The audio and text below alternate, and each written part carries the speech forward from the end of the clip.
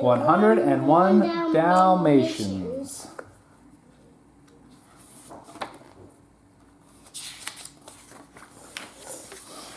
Pongo, Perdita, and their 15 puppies lived in a cozy little house in London.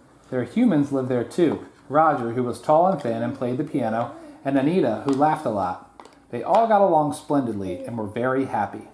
Then one day the doorbell rang, and in came Cruella, Anita's old friend from school. "How marvelous," Cruella said, stroking the puppy's soft fur. "I'll take them all, the whole litter." "I'm afraid we can't give them up," gasped Anita. Poor Perdita, she'd be heartbroken. "Don't be ridiculous," said Cruella. "You can't possibly afford to keep them." "We are not selling the puppies," replied Roger, "and that's final." Furious, Cruella stamped out of the house. One frosty night, a few weeks later, Pongo and Perdita went out for a walk with Roger and Anita. The puppies were at home, asleep in their basket. Suddenly, two men burst into the house. They put all the puppies into a big bag, then they carried the bag out to their truck and sped away. After being in the truck for what seemed like hours, the 15 puppies found themselves in a room filled with many other Dalmatian puppies. On a couch in front of a television set were the two nasty men who had kidnapped them. The other Dalmatians told them that the men worked for Cruella de Vil, who had bought the puppies from pet stores. Back at home, Pongo and Perdita were horrified to find their missing puppies.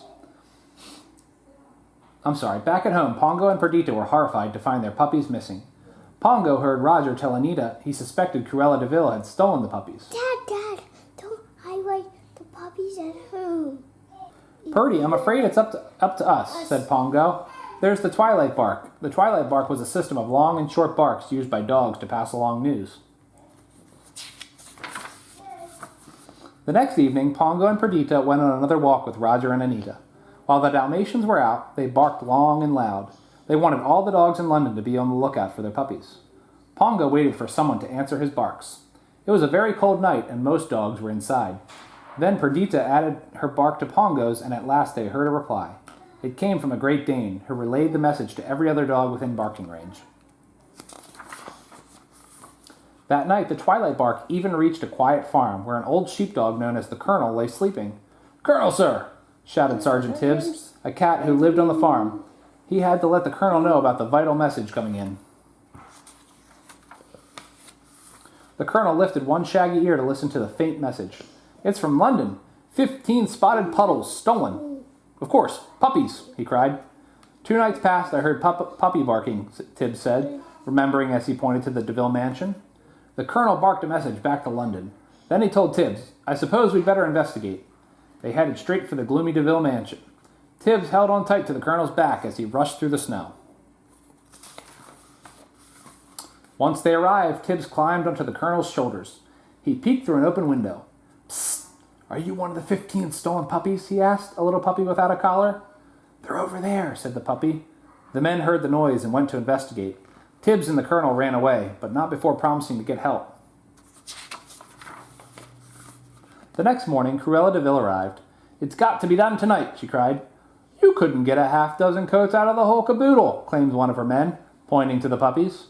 "Then we'll settle for half a dozen," said Cruella. "But do it."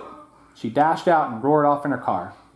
Sergeant Tibbs and the Colonel had returned just in time to hear Cruella give the order. "Hey kids, you'd better get out of here if you want to save your skins," Tibbs whispered. Then he shoved one of the puppies towards a hole in the wall. One by one, the other puppies followed. Suddenly, the two thugs realized that the puppies were escaping. The chase was on. Tibbs and the puppies scooted through the dark halls of the mansion. Soon they found themselves trapped at a dead end. The thugs raised their clubs to strike. At that moment, Pongo and Perdita crashed through the window with a blast of glass and freezing air. The angry Dalmatian parents fought off the surprised men as all the puppies scampered to safety. Once the dogs were safely outside, they thanked the Colonel and Tibbs and said goodbye. Then they hurried toward London. Pongo and Perdita led the way, their 15 puppies and all the other Dalmatian pups right behind them. When they reached a frozen stream, they carefully crossed the slippery surface so they wouldn't leave paw prints. Then they resumed the race home. All along their route, the Dalmatians were helped by other dogs. A black Labrador retriever arranged for them to ride to London in a moving van.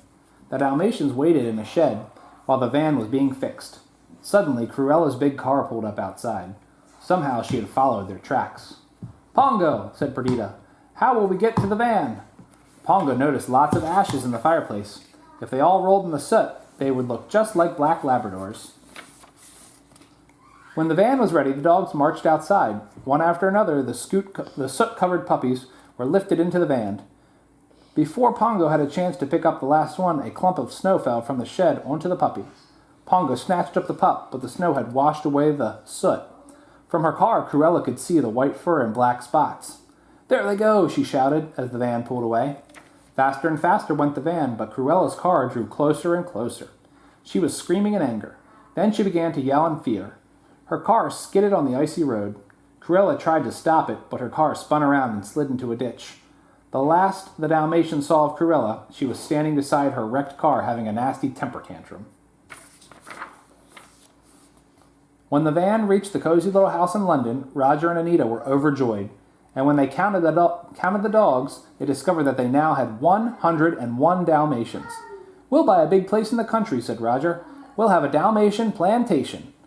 And they did exactly that. Pongo, Perdita, and all the spotted puppies lived there happily ever after. The end.